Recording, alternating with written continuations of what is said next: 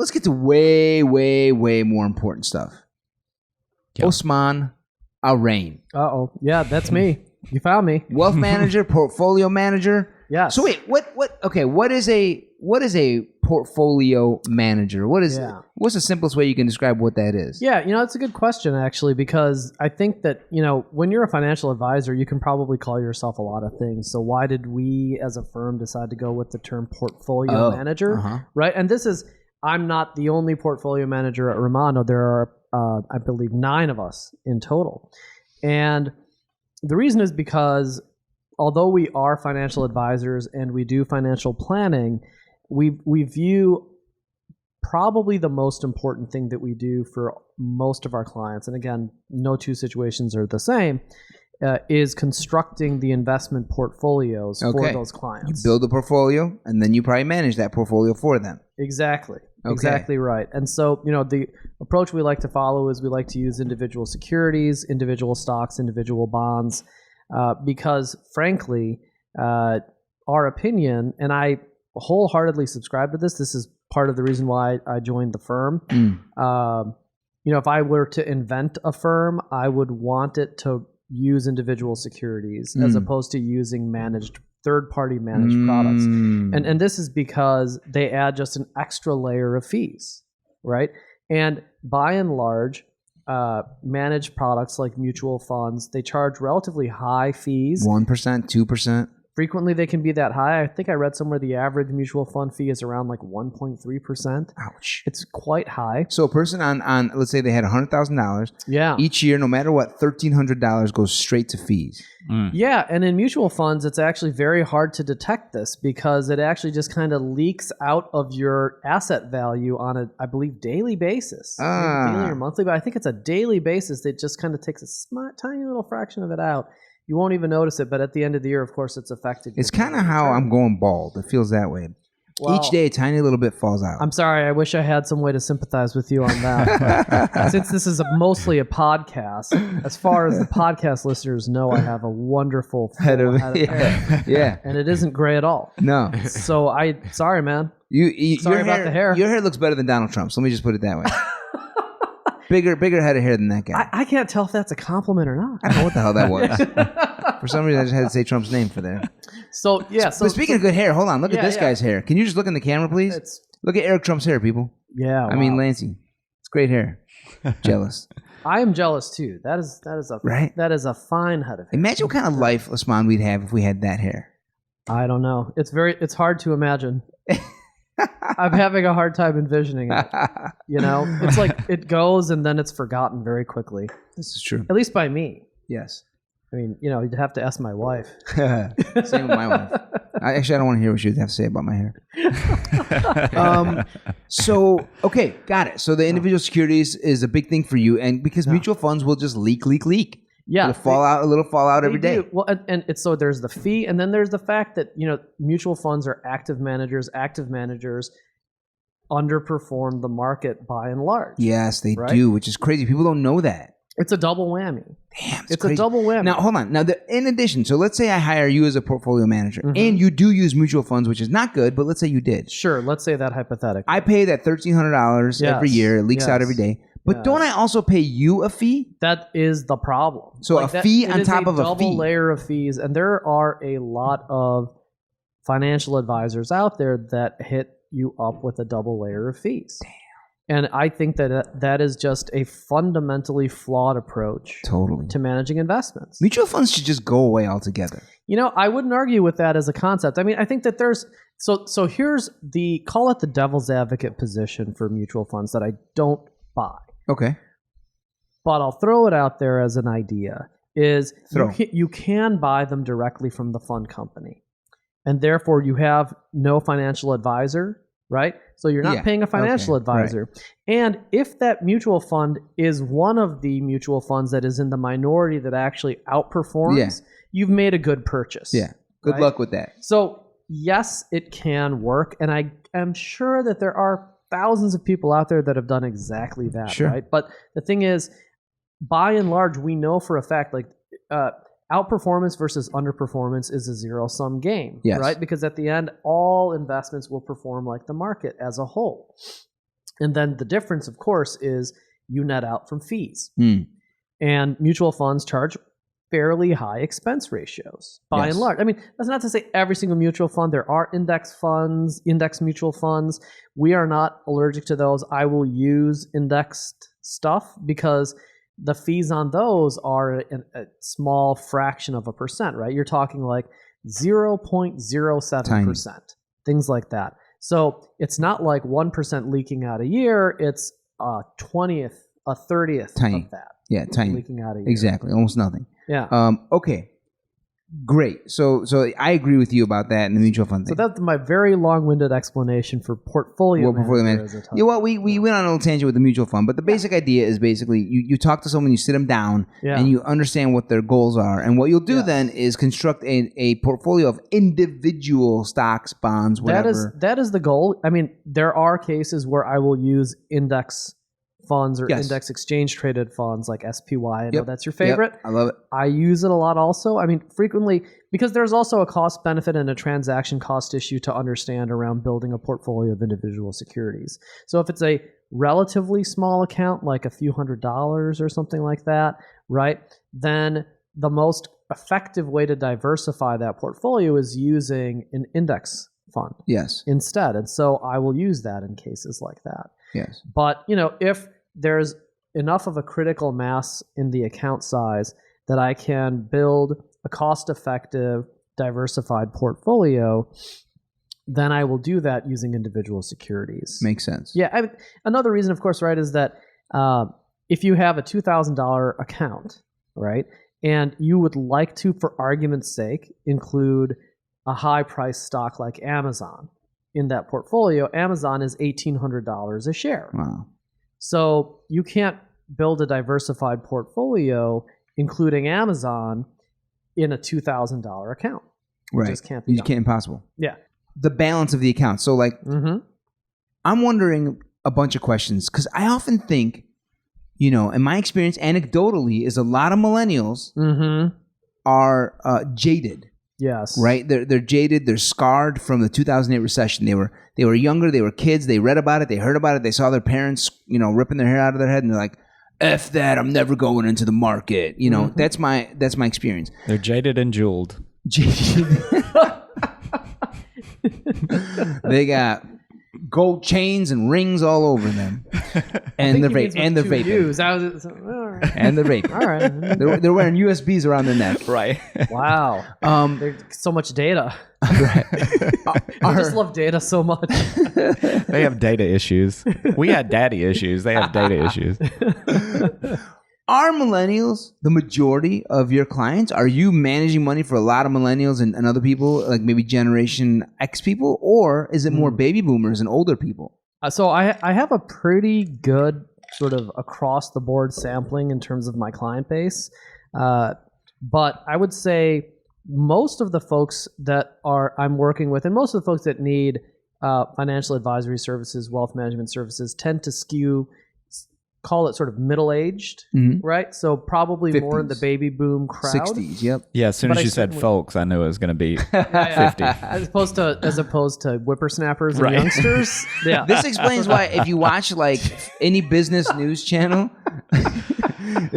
you're getting zero whippersnapper commercials. It's all like Cialis and Viagra and then like adult diapers. That's all I see on those TV shows. Well, on which shows? Like CNBC, what are you Fox watching? Business News, and lots of Pornhub. No. Well, okay. No, well, that makes sense. I mean, yes, there is a target demographic there of the folks that have the most investments, right? Where is the wealth in the economy right now, right? And the answer is it's baby largely boomers. with people that have been accumulating it over the course of their work lives. But doesn't that mean millennials should be talking to you? Because if they don't start investing now, they won't have that accumulated later. Yeah, and I do have millennial clients, and thankfully my millennial clients, of course, if they've hired me as an advisor, understand that there's value in having an advisor and in trying to make a concerted effort to build wealth, right? And I think wealth in this day and age can have a bit of a dirty connotation. There's a wealth gap. There's the 1%, Right. things like that. Right. But when I'm referring to it, I really just mean accumulating savings that you can live on, that you can achieve goals with, right? Like that's what I consider in my business what wealth means, right? What are very common goals that people would come to you, seek your help for them to build wealth because they want to what? So among my millennial clients, the answer is frequently, call it one eye on retirement as a long-term but kind of out there goal, but more immediate goals that have to be satisfied, and they can run the gamut from I still have a non-trivial amount of student loan debt and I'd like to develop a plan, like a cash flow plan with you, a budgeting plan with you to be able to pay those down and then start to snowball my savings into more investment over time. I intend to buy a house someday, get married, have a family, and be able to afford a down payment on a home. Right. These are the types of goals that are sort of large, concrete expenditures that you can project for the future that you feel fairly confident are going to happen. This is something I want in 10 years, right? And then so the folks that are closer to my age or your age that have kids would then also potentially be looking at education expenses for their kids. Exactly. Right. So like 529 plans and things like that become part of the equation. And, especially considering how extraordinarily expensive college has become. Right. That is a non-trivial savings goal. Totally. At this point. Crazy. I mean, that is like, if you have a kid that you want to put through college, like you're talking about buying like a large vacation home. Like that's how much it's going to cost to put your kids through college in 18 years. When we were talking before the podcast, you had said something that really caught my ear. The educational system is a disaster zone because the cost versus benefit has been flipped upside on its head. It has. I believe that to be the case. Can you believe and that's that, not Lancey? To say that I don't believe in education. Sorry. No. Education is great, but like, can you believe that like it actually may not make sense given how expensive college is to go to college? I'm a stand-up comedian, so I don't know if I'm the right person. Did you go to college? I did. Yeah. So I mean, actually, wait. The fact that you became a stand-up comedian might be evidence of how that cost benefit has gotten flipped on his head. Right. Exactly. Crazy. Wait. So like, what did you mean by that when you said that? There's a couple of things that I think are contributing here. Because I mean, that kind of suggests like, hey, maybe you shouldn't go to college. Yes, it does suggest exactly that. Damn. It does suggest exactly that. I mean, so I think everybody has to make an active choice about whether or not college makes sense. And I think that has not been the case by and large for the past 30, maybe 40 years. Because that past 4 years has been like, no, you're going to college. Exactly. It's like college was sort of an end all and be all. Right. And there is some positive reasons to have done this, right? Like college graduates are employed at a higher rate and they're employed for more money. Right. So there are good reasons to go to college, but I think that ignores the fact that there's also a massive cost now to college. So it should be evaluated, in my opinion, as an investment decision for every individual child that is growing into a college student to make. Can a kid figure out that investment decision? Not necessarily. So, I mean, they may want to have a conversation with their parents about that, or a conversation if their parents have an advisor, right? Things like, with trusted adults, because you're right. Like kids have, I think, made naive decisions about, I'm going to go to college and I'm going to take on all this debt because it's all there for the taking. Right? There is student loans. Anybody that raises their hand and says, I'm going to college will get a student loan. Crazy. Yes. And I we'll also give think you that $200,000. I think there's a flaw in our system that student loan debt generally can't be discharged. Yeah, you can't declare bankruptcy. Crazy. And loan forgiveness, although apparently this is a thing, right? It's also apparently not really happening for people to whom it was promised. Oh, is that right? I'm seeing increasing numbers of stories about this. And maybe this is because we're in political season and this is a hot topic.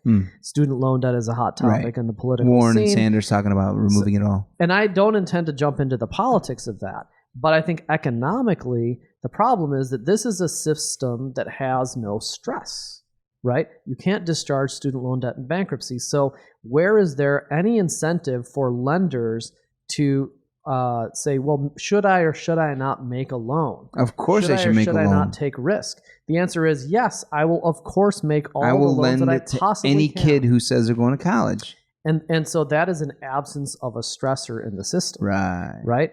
Because that system, the way it's built, can't break. And I'm doing that with air quotes, right? Because of course, all systems can break. And there, who knows what will happen whenever the next big recession comes around and you have folks that are paying $2,000-$3,000 a month or something like that. Yep, and then 10 million people lose their jobs. So then what happens? Oh right? my God! So then what happens to the student? So lenders? so damaging. Yeah. So give me an example of where a student would talk to an advisor or his parents or her parents. Yeah. And they'd come to the conclusion you should not go to college. Well, I mean, I think number one is if you don't have, and this is an unfortunate reality, is if you don't have savings. It's something to consider whether or not your ultimate career will be economically justifying the investment you make in college. You're saying if a parent or a child doesn't have the savings, yes, and then they got to plunk down whatever $250,000, you're saying sure they'll lend you the $250,000. Yeah, but should you take it? But should you take it? Yeah. So my question to you is like, what kid who doesn't have savings should say yes, and what kid should say no? If you know for a fact, right, that like corporate life is not for you. If you know for a fact that you're not going to want to be a lawyer, you're not going to want to be a doctor, like you're not going to want to follow a career path that requires a college degree, and or what you want to do. Like what you want to do doesn't require college. You want to be a welder. Did you know you wanted to be a stand-up comedian when you were going to college? No. What were you thinking back then? Do you remember? I think I was... Yeah, I didn't know. Were you undecided? I was undecided, yeah. Maybe I'll figure it out in college. Yeah. I think that happens a lot. Yeah. But that led me to going into something I liked, which was sociology. And then there's no job at the end of that tunnel. Right. So they told me stand-up comedian or teach sociology. You took a test and you said stand-up comedian. Yeah. The computer printed it off. We thought your answers were hilarious. Yes. And then the computer said, you're right. Yeah. Dang. Yeah. P.S. I hope you enjoyed that. But yeah, exactly. But no, it brings up a good point, which is a lot of kids don't know. Yeah. So you're saying, man, this is a financial literacy problem. Yeah, you're right. You're saying, hey, culture needs to change in a way where you need to start thinking about this sooner than you think. Yeah, like if you know for a fact that you want to be a nurse practitioner or physician's assistant, you would like skip college and you go to a specific. No, you can actually, you will justify because you'll make a great income. Okay. On the other side, you can justify going to college and then going to the technical school that is for which college is a prerequisite. Got it. Right. But there are other businesses, like if you know, like I just love building things. I want to be a construction worker. Skip school. Why on earth would you go to college? You can make good money in construction. Yeah. Right? All the trades, the plumbing, all the trades, construction, exactly. And those are also by and large businesses that can't be outsourced. They're businesses that are durable. There may be cyclicality, especially with the recessions, in like right? A construction business or something like that, right? But you won't be saddled with debt. Yes, exactly. You won't be saddled with debt. You can start building up a nest egg. Maybe you can even go into business for yourself. You start off as an apprentice or a journeyman or whatever, as you work your way up the chain, and then you can go hang your own shingle and be an independent business person. Right. And without debt. Yeah. Right? And Makes sense. Maybe that is the life that you really want. Makes sense. And if that is, why should you just be on rails into college? Yeah, it should not be that way. So you're making us all question it again. Mm-hmm. All right. So going back to millennials. So would two thoughts. One is, first of all, let's start with this one. Should millennials who are listening to this call you up and ask you to be their personal wealth manager? Or does it make more sense for them to just do what I often suggest to them, which is jump onto the apps and just start doing some sort of regular habitual saving? They don't necessarily need a guy like you right now. I think that there's nothing wrong with trying it yourself and seeing how you do. I think there's nothing wrong with that at all, right? I think that said, if you find that how do I put this? if you're just very uncomfortable trying to do it yourself and you feel like you're ready for a financial advisor, then sure, absolutely contact me or contact a financial advisor that you think would do a good job, right? I think that's totally appropriate. But I think... are there minimums? Our firm does have minimums. Yeah, absolutely. What are those minimums? The minimum, it starts at $250,000. Damn. Yes. But, again, like... That's why they've created these robo-advisors and stuff, so you can get some sort of advisor to get started on your own, right, and save up a decent amount of money.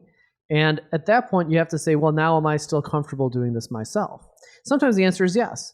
But, what we've found frequently, right, is that we often get hired by whether they're, millennials, Gen Xers, or baby boomers, and folks that are in a transitional period of life where they question whether or not they want to keep managing their own investments.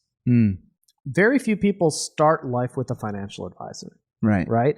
But many people hire them at some point in their lives. And I think it is frequently at a moment where you just change jobs. You have this 401k that you've been passively contributing to for 10 years. If you maxed out your 401k for the last 10 years, you would have over $250,000. Absolutely. Right. And so this is not a pie in the sky notion. Right. I mean, don't get me wrong. That is taking that as a starting point makes a lot of assumptions that you're actually making quite a bit of money. Right. I mean, maxing out a 401k is no joke. Right. Dolder, you know about that, right? 401k. You maxed out your 401k at 21, didn't you? At 21. I barely know what a 401k is. Thank you for being honest. Yeah. Yeah, no, you're right. That people can come to you with that 401k and that'll get them in the door. Okay. For instance, and the reason why people go to an advisor at that point is because they frequently don't want to leave the 401k at their old employer. They feel like they're kind of disconnected from it, and they would like to have the security of knowing that somebody is actually watching and paying attention to this. Right. I've used a financial advisor before in the past, and that was the big reason. Was I'm like, you know what? Even though I know about finance and stocks and stuff, like I'm not paying attention enough to this. Well, that's the thing. I've run across many folks, even who are former finance industry professionals, that have decided to hire financial advisors, me or other financial advisors, that because they want to disconnect from their emotional attachment to their money and have somebody that is an objective third party essentially managing for them. Very smart. That's good. Yeah, break down. Lay down the law. Have someone who isn't emotionally connected to it lay down the law. Right. Emotional connections to money can lead to bad decision making. Let me tell you. Where do I begin? All right. So, by the way, if you guys have questions, jump in. Whatever you want to ask Osman, this guy's smart. There was something you had said also when we talked before, like, hey, let me ask it this way. What do you think is the biggest mistake people make? You had talked about something called permanent destruction of capital when we were talking before. What do you would you say that's the biggest mistake, or is there other bigger mistakes people make in the world of investing? In the world of investing, so I think that there are big mistakes that people make in terms of personal finance, and then there's big mistakes that people make in terms of investing. Both. Okay, give us both. Give us the biggest you see. Well, I will start with what you asked, which was about investing, and yes, it relates to permanent destruction of capital. In a nutshell, it is doing the opposite of buying low and selling high. Damn. Right? And that is the data bear this out. That is what people tend to do. They tend to chase hot and sell cold.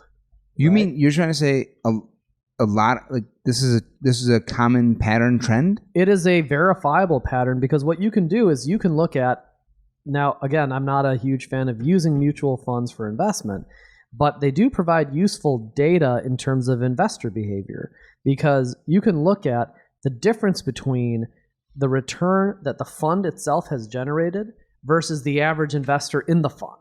Versus, I get the return. It's a bit of a tricky concept, versus right? the average investor, the average investor in the fund. Meaning where they got in? Yes. Where they bought? How much they actually made as an average investor in the fund. Really? Yes. You can actually see what the average investor made? The data is out there. And the mutual funds will show, hey, a lot of our investors who invest with us actually lose money? Yes. Or don't keep up at all with how well the fund did. I mean, it makes sense what you're saying. I think they're just being very emotional about it. Yes. That's exactly right. And it gets cold, and they're like, I'll just take the cash right now and get out.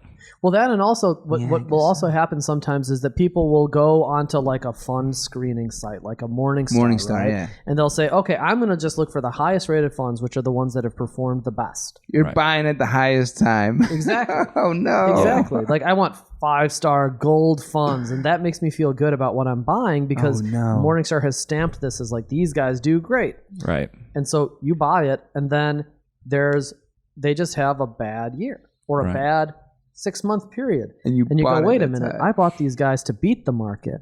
And in the last 6 months, they've underperformed the market. I'm out. Yeah. And thereby making your loss of capital permanent, airtight, destructed. Well, that can be a loss of capital, but I think that the other way that people really impair capital is in market crashes. Basically. So selling when market's crashing. Exactly. That's how you can permanently impair your capital because people tend to bail out in the largest numbers at the worst time. Oh, no. Because people are emotional with their money, as we just talked about. Right. So, somebody says, okay, well, I'm a 60-year-old, soon to be retiree. Let's rewind to 2008. Okay.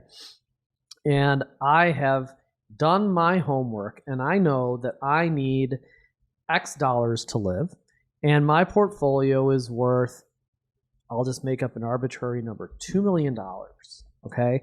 And my $2 million portfolio will give me all the money I need to live for the rest of my life, right? And then 2008 happens, and that portfolio from peak to trough goes from $2 million to $800,000, $900,000. They lose $1.1 million on paper. Because they're 100% in stocks. Yeah. They probably shouldn't have been. Right. They're about to retire, but they made a mistake. Sure. Right? And then they say, you know what? My life is kind of ruined. I mean, I'd still have $900,000. It's not a small amount of money, but I can't do what I had planned to do, but I can't afford to lose another nickel. 900, right. Right. Like, if I lose any more, I don't know what I'll do. Right? I'm going to jump out of my skin, sell everything. And this happened to many people in 2008. They lock in a $1.1 million permanent loss. Yes, because the market did bounce back up. The market did come It always has in America. It always has. I mean, there's no promise that I could make today that says that the next time there's a massive recession and correction in the market, that it'll go back up again. Nobody knows for sure. Correct. Right? But what we do know, and what you try to do is control based on what you can control today, is you shouldn't sell when your capital is badly impaired. That's just a bad business decision. So the way that we sort of go down that road also is that if folks have taken more risk than they should have. Meaning gotten 100% in stocks. Yeah, if they were in that very sort of stylized example that I just gave you, these guys are 100% in stocks. And they know, or they didn't understand what their tolerance for risk actually was, right? Like if the market was down 55% and their account was down 20%, maybe they would have been okay. Yeah. Maybe they wouldn't have had such psychic damage that they need to sell when it's in a terrible place. They should stop going to that psychic also. Yeah, it was a bad trip to the psychic.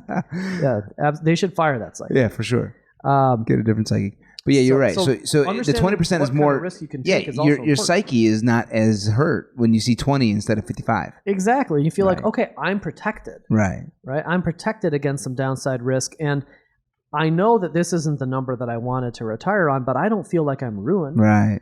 And I feel like I can probably make this back up. So the psychology is very different. Right. In that case. Exactly.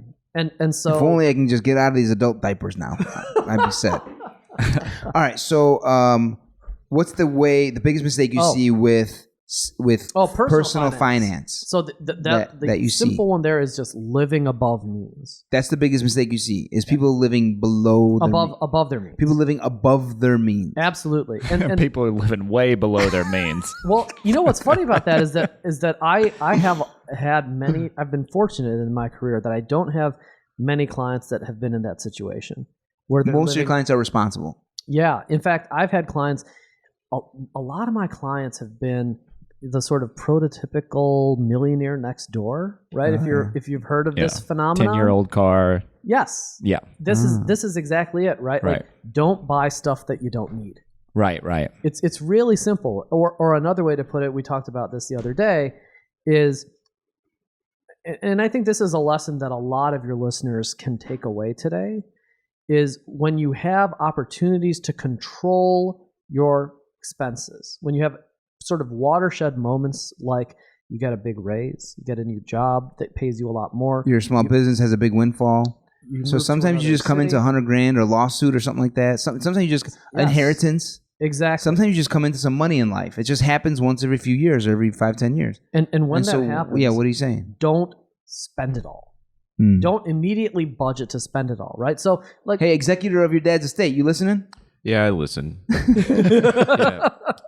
Actually, this relates because last summer I lied my way into a position in a kitchen that paid way above my experience.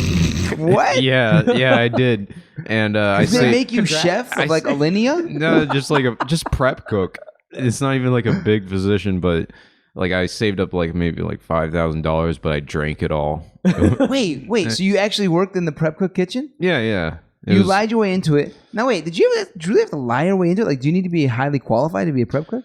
What's funny is, by the way, depends on how desperate they are. I'm in the restaurant business. I should know this, but Yeah. you told me, Aubrey. Yeah. So you get in and then you start working. They pay you well. Mm-hmm. What were you preparing? I was preparing like French cuisine, mostly like salads. Like, you know those places that sell like a $13 salad with 5 leaves of lettuce? Yes. Oh, gosh. Like one of those places. Damn. Yeah. You counted the lettuce out? Yeah, I had to count every single leaf. I can see John And just- drunkenly counting them out. What? Wait, no, hold on. So then you make all I this was money. drunk afterwards. Oh, after, okay. Yeah, I kind of After the failed. shift. After I failed at the job. So you did it. You made some money, but they eventually saw that you didn't know what you were doing? They kind of found out slowly that over about a 2-month period that I was just a lazy piece of shit. You didn't dice the onions, you sliced them. Yeah, You're out of here. Mhm. Okay, Yeah, now- they weren't the exact same size as the chef, so I had to go. What this has to do with living below your means? I have no idea. How do we get You to mean that? above? No, I mean, I definitely felt below my means, but Oh, you did live below your means. No, I mean, I did lived above because I was drinking a lot more than I could I afford. don't know what we're talking about. So this actually does tie into Does it? my point. It does. Believe it or not. Oh, right. He had a windfall. The most Yes. degenerate way. He drank his windfall away. Yeah. Right. So in all seriousness, my simple advice, I like to give very simple rules of thumb because they're easy to remember and live by, is next time you have that windfall, Next time you lie yourself into a job. and I'm not kidding, only drink half of it. Instead of 8 tall boys, just 4. Yeah. But in all seriousness, think of a way to split the difference, right? Whenever you have a raise, whenever you move, like if you move to a new town or a new state and you find that you can buy, you get choices of what you can buy, right? You have control over where you're going to live. Yeah. Pick a less expensive option and find a way to save that money. So, control spending, live frugally, right? Save habitually and invest wisely. Like those Live are the sort of frugally. three. Save habitually. I always talk about the habitual. And what was the third one? Spend. And invest wisely. Invest wisely. Yes. Which means don't buy permanently mutual destroy funds. your capital. Yes. Things like that. Yeah, and you do those things and you can accumulate what I refer to as wealth. I gotta tell you, I'm upside down in my life right now, man. This is all good advice. I lived this advice most of my life. Then 5 years ago, 7 years ago, I left the world, the corporate world. I'm like, I've got enough savings. I'm gonna go out there, damn it, and become autonomous and independent and earn my own wealth myself. And it didn't quite go that way because I got married and had 2 kids, and that slowed down the whole process. Choice I made. I own it. I love my wife and kids. Honestly, I wouldn't change a thing, but it's been stressful because we're still spending the way I used to spend when I was in the corporate world. I'm talking about more than $10,000 a month. Like our lifestyle is quite expensive. And unfortunately, I'm like, man, I'm so upside down on this. I got to hurry up and start making money so I can get back to those 3 rules. I know how to invest wisely. I know how to spend below my means, except I'm not doing it now. I feel like that's been a big stressor on my life. Yes. And there's nothing I can do until I start making more income so that I can get back to the habitual saving and the investing wisely. Sure. I agree. And I think that there's a lot to be said for just making more money, right? I mean, but that's kind of that's tough advice to give from my standpoint, right? Like, well, why don't you just make more money? Like, it's not, because that's not easy, right? You know? Right. So making more money isn't always in everyone's control, right? But what you spend and what you spend it on and how you make those decisions, and don't get me wrong, some of that isn't in your control either. You need food, you need clothes, you need shelter, basic you need stuff, subsistence, right? Yeah. And you also do need to enjoy your life. Yeah.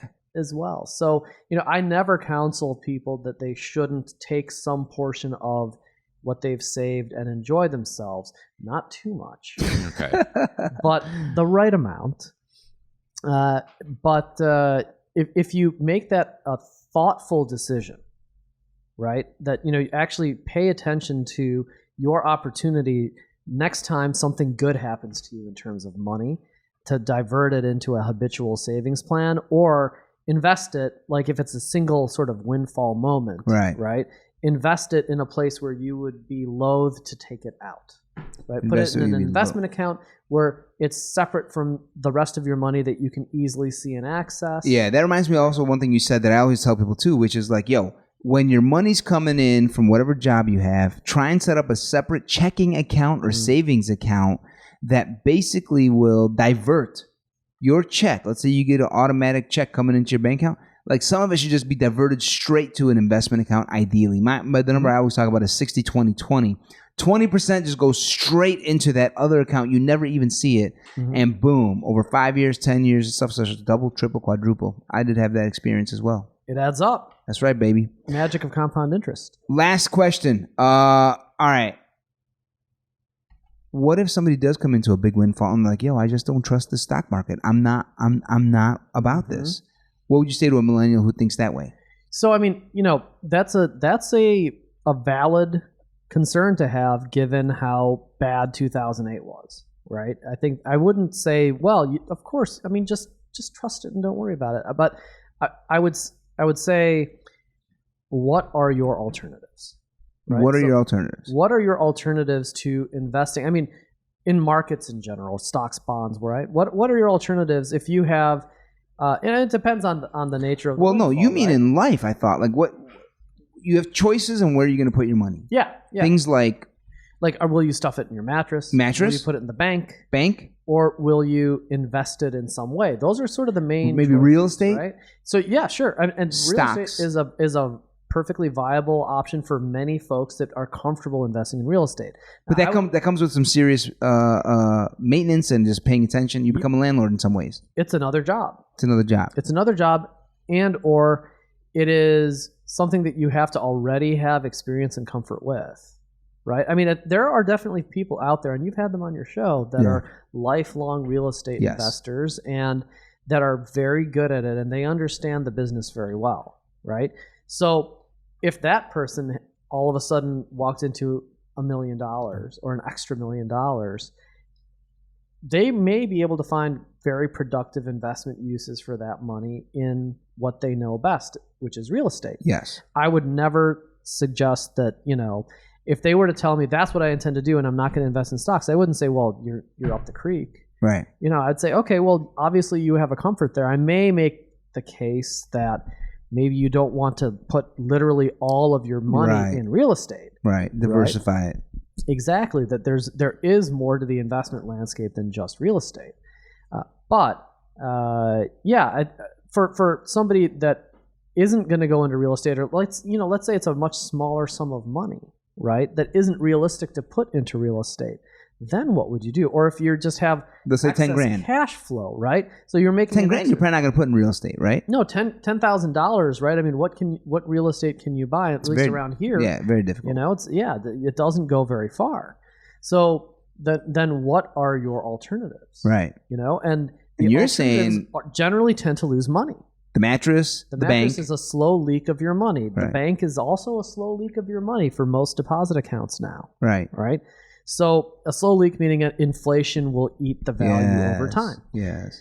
So stocks have had the best track record of improving your purchasing power over time. Right. So as far as I'm concerned, and that's frankly, that's one of the very positive aspects that our market system affords to all of us here, right? Is the opportunity to participate in a market that has been growing and very dynamic and very productive for the benefit of everyone that can participate in it.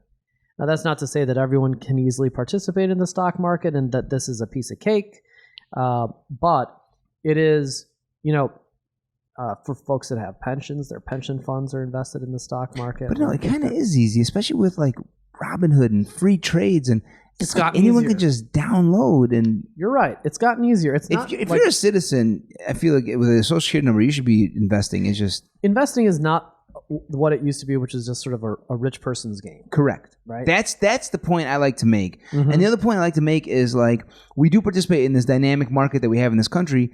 This is probably one of the only countries in the world. You come to this country, you want to be here because you can make money while you're sleeping. If you have money in this market, you better believe that the government, the way our government is set up, and I always say this, is looking for every possible way to keep that market going up. For example, as we saw today, Johnson & Johnson, $500 million judgment, and keep on doing what you're doing. Purdue, Pharma, and Sacklers, $12 billion settlement, keep on doing what you're doing, sell more opioids.